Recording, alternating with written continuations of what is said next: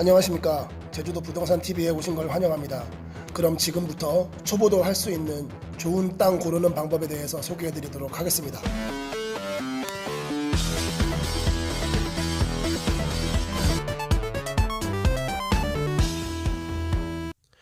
네, 오늘은 초보도 쉽게 할 수 있는 토지 투자 방법 네 번째 시간을 하기 전에 알아야 될 게 있어서 먼저 하나 설명을 해드리고 네 번째 강의를 하려고 합니다.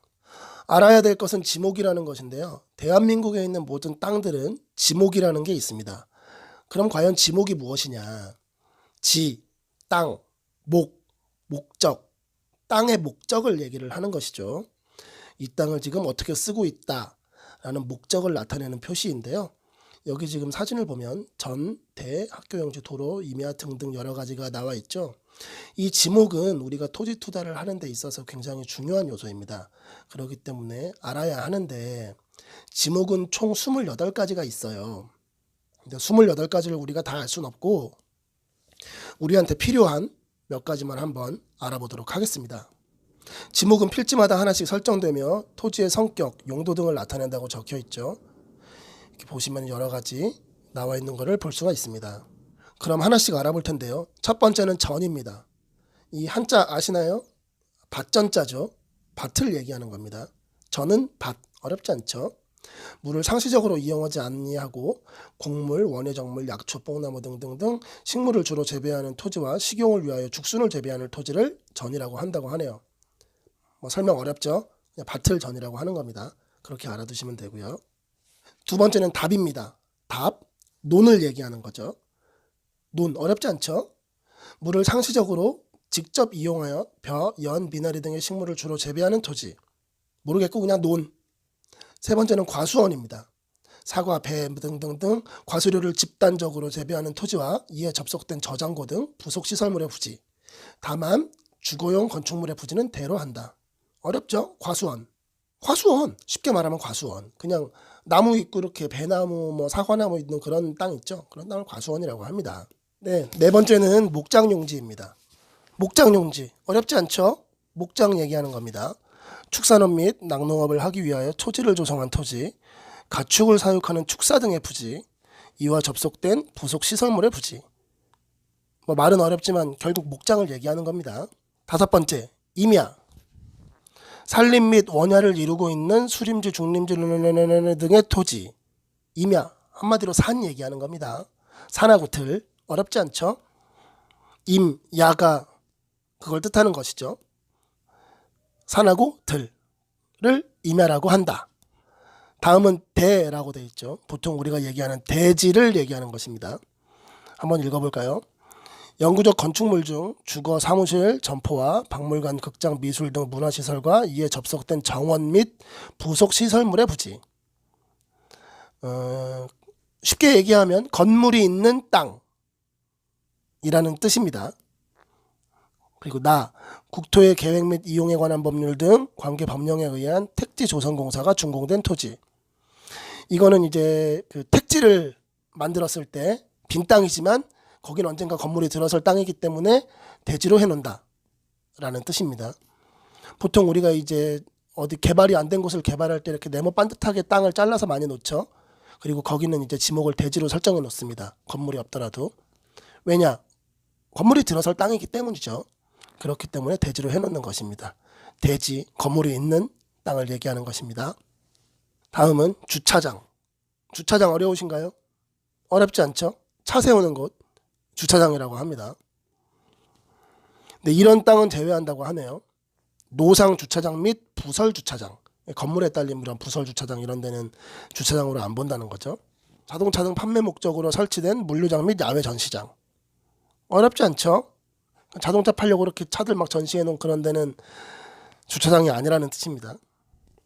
그리고 저 위에 하나 보면 다음은 창고용지입니다. 물건 등을 보관 또는 저장하기 위하여 독립적으로 설치된 보관시설물의 부지와 이에 접속된 부속시설물의 부지. 그냥 창고가 있는 땅, 창고용지라고 합니다. 지목이 되게 쉽죠? 어려운 게 하나도 없습니다. 다음은 이제 중요한 도로입니다. 이건 좀 읽어봐야 될 것 같은데요. 다음에 해당되는 토지를 도로로 분류한다. 다만 아파트, 공장 등 단일 용도의 일정한 단지 안에 설치된 통로 등을 제외한다. 여기서 이제 그 가로치고 그 적혀 있는 말은 아파트 단지 내에도 도로가 있죠. 차선도 이렇게 있고 그걸 이제 도로라고 생각하실 수 있는데 그건 도로가 아니고 대지다. 이 설명을 하는 겁니다. 가.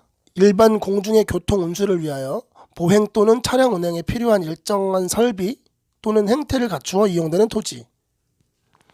도로에 이런 조건이 있죠. 그런 조건을 갖추고 있는 토지만 도로로 인정을 한다. 두 번째 나.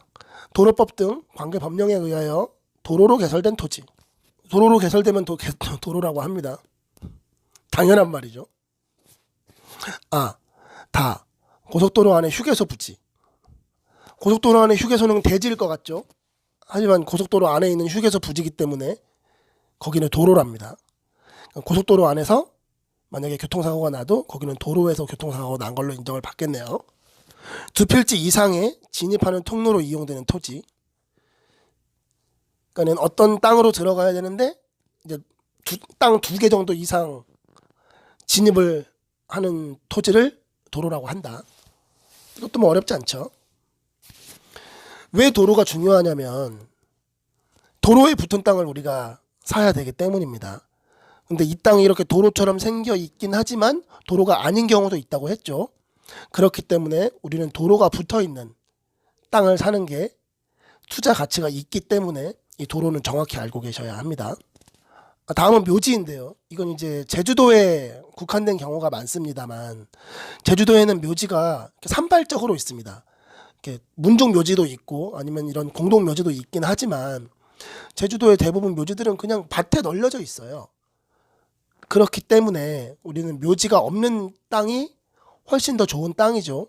묘지 있는 땅에선 누가 뭐 건축도 안 하려고 그러고 살려고 하지도 않습니다만 그렇기 때문에 묘지가 없는 땅을 사야 합니다. 묘라고 적혀져 있는 게 땅 가운데 콕 박혀 있다. 그럼 투자하시면 안 돼요. 그렇기 때문에 우리가 묘지라는 지목도 알아야 되겠죠. 연결된 부분에 이렇게 붙어 있는 거는 상관이 없는데 한가운데 묘지가 딱 있다. 그럼 그 땅은 쓸 수 없기 때문에 아주 불편하겠죠. 그렇기 때문에 우리는 그런 묘지가 가운데 있는 땅은 투자를 하시면 안 된다는 말씀을 다시 한번 드리는 겁니다. 마지막으로 잡종지인데요. 27개의 지목에 포함되지 않는 땅은 모조리 잡종지라고 보시면 됩니다. 하나씩 읽어보겠습니다. 다음에 해당하는 토지를 잡종지로 분류한다. 가. 갈대밭, 물건 쌓아두는 곳, 돌 캐내는 곳, 흙을 파내는 곳, 야외시장, 비행장, 공동우물. 나. 영구적 건축물 중 변전소, 송신소, 수신소, 송유시설, 도축장, 자동차 운전학원, 쓰레기 및 오물 처리 등의 부지. 다. 다른 지목에 속하지 않는 토지. 결국 잡종지는 우리가 말하는 기타예요. 기타. 근데 이게 너무나 유용하게 잘 쓰이는 겁니다. 그렇기 때문에 잡종지로 되어 있는 땅도 우리는 투자 가치가 높다. 이렇게 말씀드릴 수 있겠어요. 28가지 지목 가운데 우리한테 필요한 지목들 몇 가지를 알아봤는데요. 그럼 다음 시간에는 우리는 어떤 지목에 투자를 해야 하며 어떤 지목은 피해야 하는지 같이 한번 알아보도록 하겠습니다. 감사합니다.